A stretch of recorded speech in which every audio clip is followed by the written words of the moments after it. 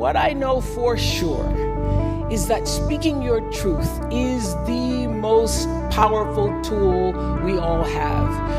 I've had rainbows in my clouds. And the thing to do, it seems to me, is to prepare yourself so that you can be a rainbow in somebody else's cloud. We all really, really love one another. Deep down, we all love one another, and we need to get back to that.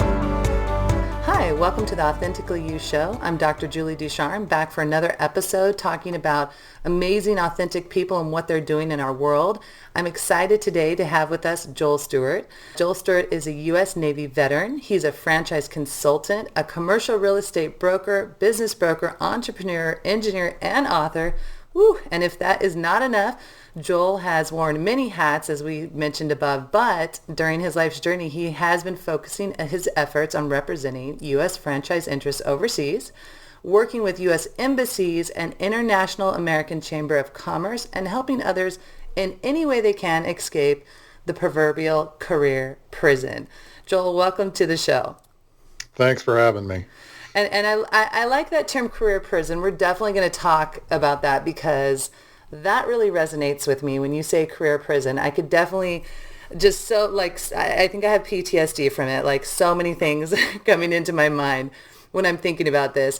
And Joel and I met through a veteran friend, and I've had the opportunity to work with Joel on helping him develop a course, which has recently been accepted by Forbes Business School, the Knowledge and Innovation Center. Super excited. Also got a chance to read through several of Joel's books and workbooks, The Value Equation, which has just amazing nuggets of information on this whole career prison and getting your way out of it. But before we get deep into that, I want to rewind back, like the movie, let's get the prequel. How did this all happen? Because you now have books and classes and you're working with US Embassies, but it probably didn't start like that. So I would love for our listeners to hear, how did you get started? How did you end up being this franchise expert with books out and classes? Well, I started in career prison. Like many entrepreneurs that are passionate about what they do, many of them started in career prison. There's a hard thing in life. It's like when you start out, you get through high school, it's easy. You know what you have to do. You're told what you have to do, you go and do it. And then when college hits, you're just given this broad spectrum. Now suddenly you go from being told everything to do to it's wide open. You could be a doctor, you could be an engineer, you could go for history, you could go for, social sciences. There's no real caps on what you can do besides your ambition. And beyond that, I'd say college is the only path. You got trade schools. You have just going to work if you want to. A lot of people actually go and try to start their own businesses. The whole realm of the world is open to you suddenly at 18. You're supposed to pick a path. Right. And then what happens if you don't like that path? Well, in a lot of cases, you're kind of stuck because your life builds itself up in a series of foundations. And when you pick that first step, you're setting your first foundation.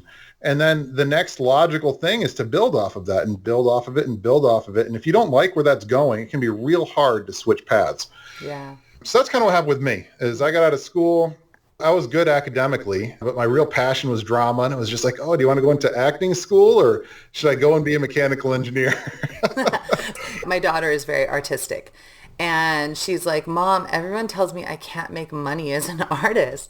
And I'm like, okay, listen, there's like, you could learn Photoshop and all these things, and you could learn to graphic design, and so you could take your art and integrate it into, that. And she's looking at being a software engineer. And I said, you can always be an artist, no matter what. You can paint, you can do whatever you want all the time, but you're going to need a little side gig, that. And so we've been talking about how she puts her art into something that people, would work. But what you said really resonates with me because being in academia for 20 years, when you said at 18, you're suddenly supposed to know your life, like what I'm doing for the rest of my life, right? And so when I was 18, I just giggle at the things that I thought I was going to do or wanted to do and had no clue what I needed to do to get to them.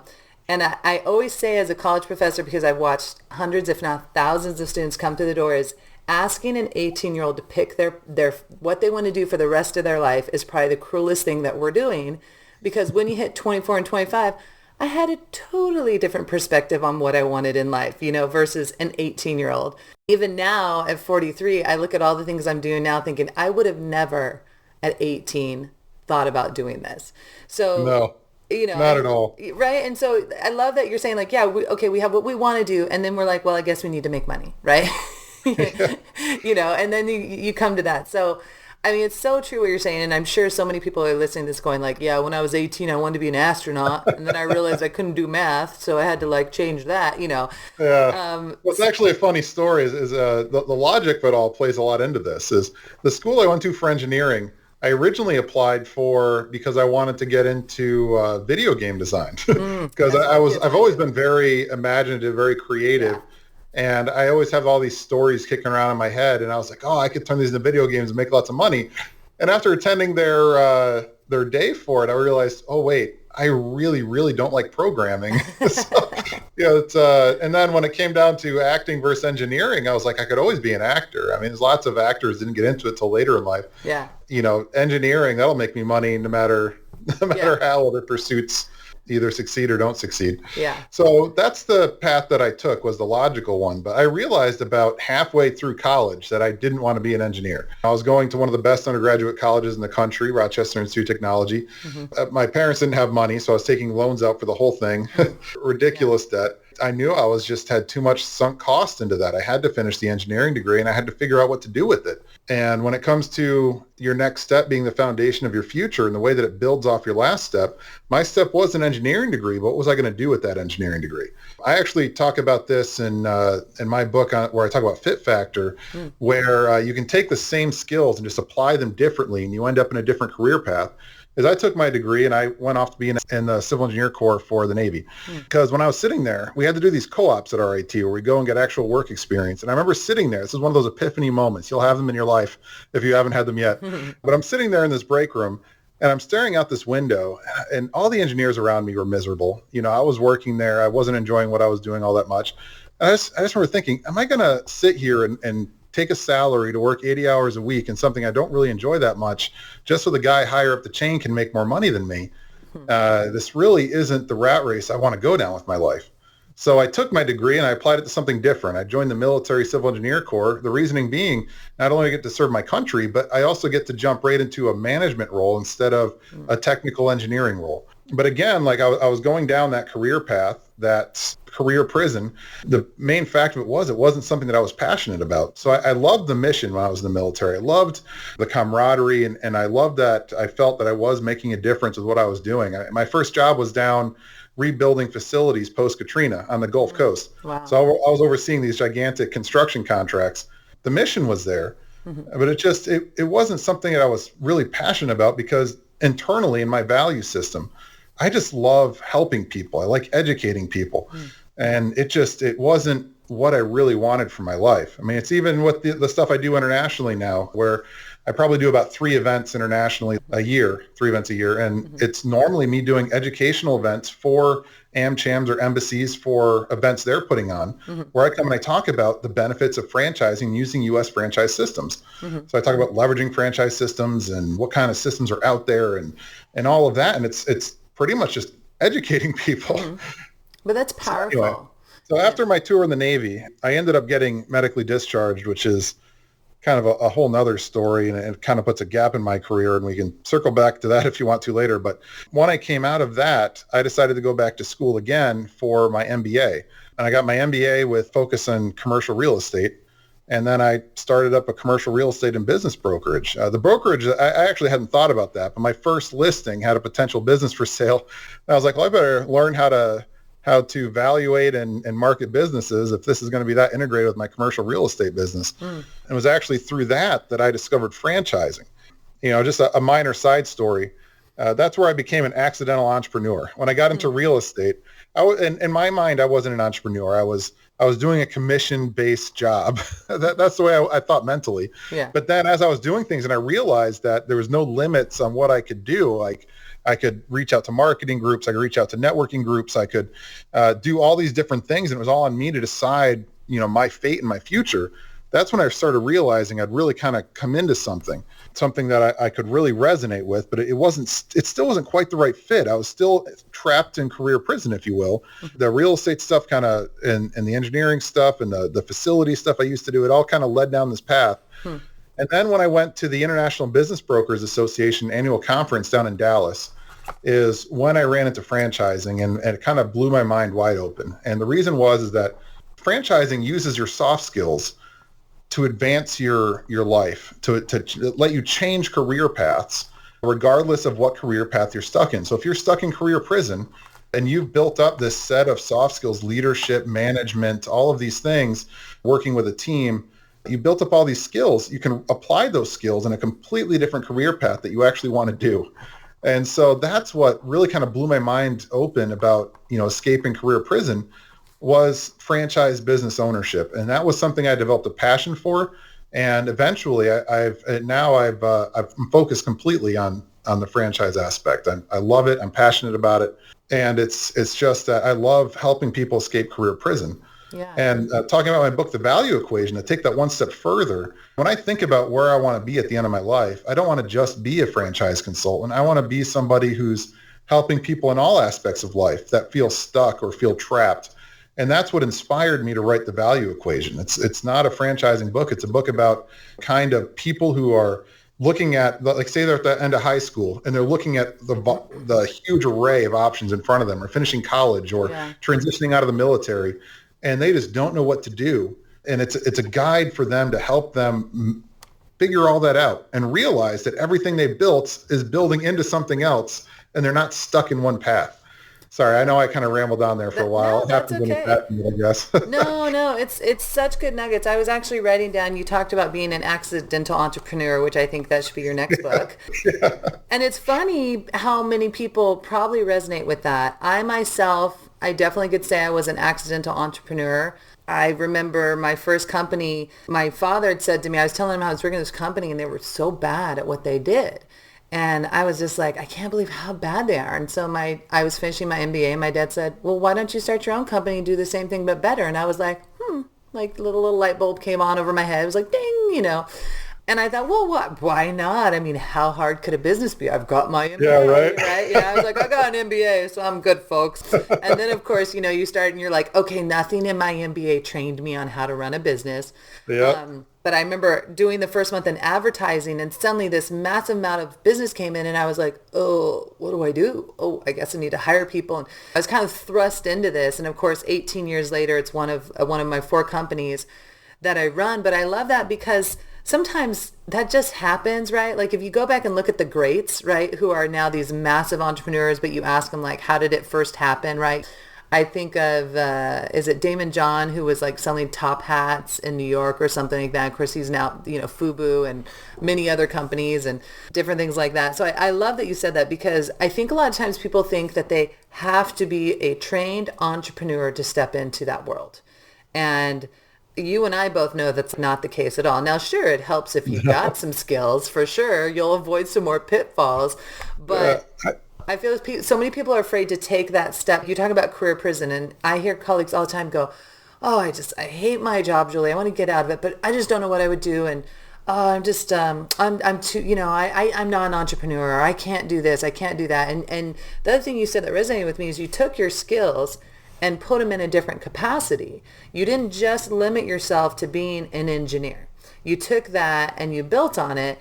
And I think that's an amazing lesson for people to learn, is that we're not one-trick ponies, and we have a lot more skills than we realize. We just have to be willing to step out of the career prison to try that out. And I remember my big move was I was a dean over several colleges making a lot of money, and I hated my job. I hated it. It was horrible. I was working, 80 to 100 hours a week. My hair was falling out. I was super unhealthy. And I remember stepping out of that, and it was a really terrifying moment to step out of career prison. As miserable as I was, part of me just wanted to stay because I knew I could at least do the job and get the check. And I don't know if you had that when you were kind of transitioning, is a little bit of fear about, well, am I going to be able to pay the bills? Is this going to work? What if this flops? I mean, did you have that fear at all when you were transitioning? Yeah, it was definitely, at first when you first step out as an entrepreneur, everything is like you're looking at the sunshine and rainbows. You've got 100% opportunity in front of you with no drawbacks. And you're like, I'm going to do this and I'm going to do this, I'm going to do this. And the money's just going to start pouring in from the sky. And that's just not the truth of it. I mean, I think for your first couple of years of an entrepreneur, you're probably thinking about quitting every other day. Yep. And especially if you're married, your spouse is probably thinking about you quitting every other day too. Very So, true. yeah, it's just the potential is everywhere. And that's the thing with entrepreneurship. Potential is everywhere you look. You could throw a rock in a random direction and come up with some potential way to make money. But transitioning potential to reality is really, really difficult. Yeah. And that's where the elbow grease comes in and, living off rice and working 80 hours a week or whatever it is you got to do. But the interesting thing about entrepreneurship, and I do want to say the value equation really isn't about entrepreneurship. It's about looking at your life as an entrepreneurial pursuit. It's about improving your life and improving your career path through entrepreneurship or not through entrepreneurship. But focusing back on entrepreneurship is that the potential with entrepreneurship is that you're not capped. And I do talk about this in the value equation, is that as an employee, you're always going to be capped because you're only going to get a percentage of the market value you create. Like you could create $600,000 of value for a company and only get paid $100,000, and maybe that's a good deal because you're using their income generating platform to make $100,000. But if you go and you make them $1 million, well, you're probably only going to make 140. Yeah. So you're limited by that employment. And the only way you're really going to break out and get wealthy as an employee is making great investments. And you need to strategically use investments to make your money because your career path probably isn't going to get you. It can get you middle class. It can get you probably upper middle class. But if you want to break into real wealth, it's really hard to do that without getting into entrepreneurship in some way to kind of take the chains of employment off. But there could be a lot of job satisfaction. There could be career advancement. You could be learning skills through employment that you wouldn't be able to get as an entrepreneur, learning about specific programs or the way things work or the optimal way to do things that you just wouldn't know as an entrepreneur unless you were working as an employee for a company. So there are great benefits to employment, but it's really hard to get really wealthy just as an employee. Yeah. I don't know if I went on a wicked tangent there, but no, that's such a good point. And it's true. Part of that, what I do today, I remember that some of the jobs I did before, I worked in a couple different areas, which were not anything I enjoyed, but it trained me on the business. And I used to think like, I don't know how I'm going to use this. Well, flip it 20 years later, I'm completely using all of it to run my companies, to do all these things. And at the time, I didn't realize the valuableness of that because I was an entrepreneur at 25 with a bachelor's and a master's, but I really hadn't worked a lot because I'd been traveling playing ball. So I was very raw in the sense of like leadership, guidance, running things. I was very much just doing it off of, pure like, I think this sounds good. And my father was an entrepreneur as well. So it makes so much sense because some people will always like working for other people because they don't want to do the amount of work an entrepreneur does. I mean, that's just what they tell me. They're like, I don't want to do that. and I get that. And some people aren't meant to be entrepreneurs. Trust me, I ran into some people that are like, no, you're not meant. No, you're perfect where you're at. And I always say you're going to work so much harder for yourself than you will work for anyone else as an entrepreneur. But if you love it, which I love it, it's not work to me. It's not something that I like get done and I'm like, well, that was horrible. It's like, that was awesome. We just did some awesome stuff.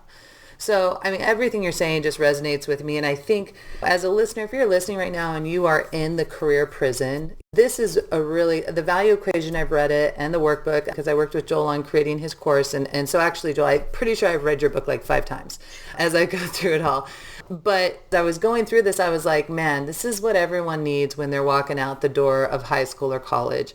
But we also have a lot of people who went through COVID and are now switching jobs because they lost their job of 20 years.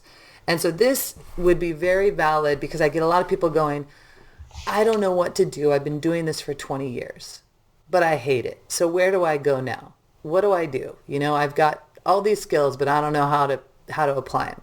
And so I think if that's somewhere you're at, I definitely see the value equation. There's a workbook. And then I thought you had one other book, Joel. Am I missing it? I have it up on Amazon. I have one called Franchising Unlocked, the 7 Secret Keys of Franchise Ownership. And then I have 2 more that should be coming out within the next month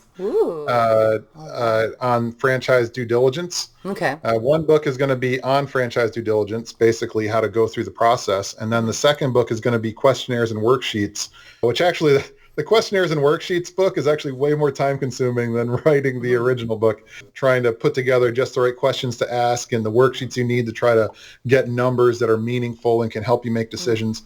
So yeah, I have a plan for one more book after that on leveraging franchise systems. And then I hope to package them all together into another course so that people can look at franchising alongside the value equation and kind of know how to evaluate a system. And the purpose of both the books, the value equation and my franchise series I'm coming out with, is to eliminate that empty space. It's kind of hard to describe what I'm talking about, but whenever you think about something you've never done before, there's just huge empty space in your head. It's like this big question mark. It's like, I know nothing about this, and that makes it scary. I know absolutely nothing about it. And so it's frightening. I don't want to touch it. I don't want to go near it.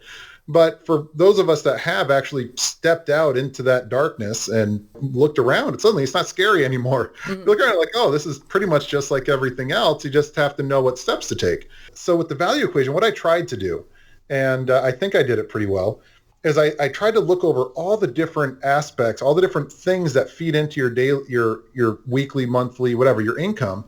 And I tried to eliminate a lot of those initial question marks. So now if you decide to go into entrepreneurship, you decide to start a business, you decide to, specialize down an employment path, or you decide to try to take some of the more advanced ways to advance yourself, like going for jobs you're underqualified for. If you decide to go those routes, it's not a mystery. It's not a big question mark. It's not this dark room in front of you where it could be a monster lurking there.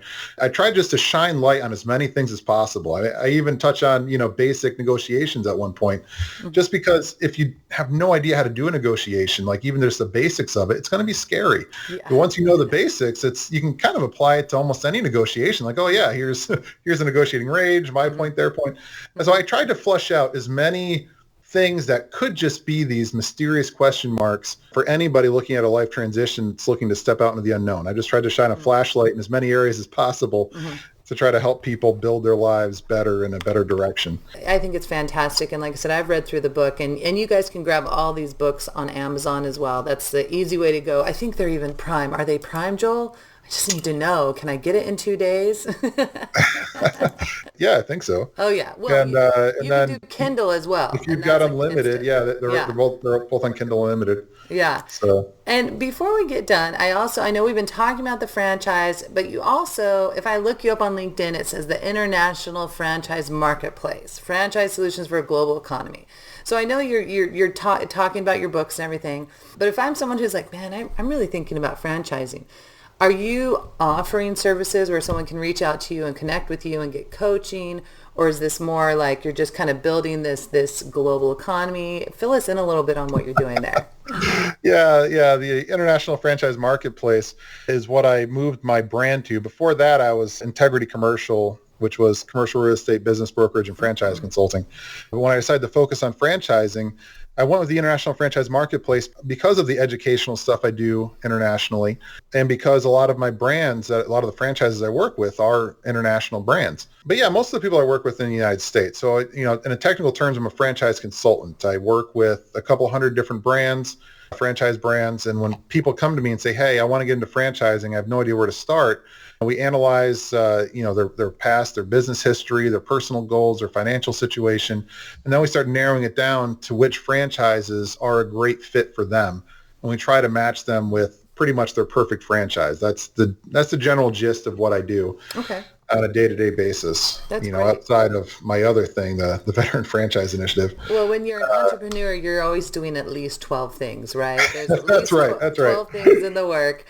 Because opportunities everywhere. Exactly. So, at first you try to chase every opportunity you see, and then once you become a little seasoned, you're like, I need to narrow this down and just focus on one or two at a time. but when you have that entrepreneurial mindset, suddenly like everything is up in front of you. I know for me, I'm like, that could be a business. Oh, I could change that. And my husband brings me down to reality. He's like, honey, how many companies do you own right now?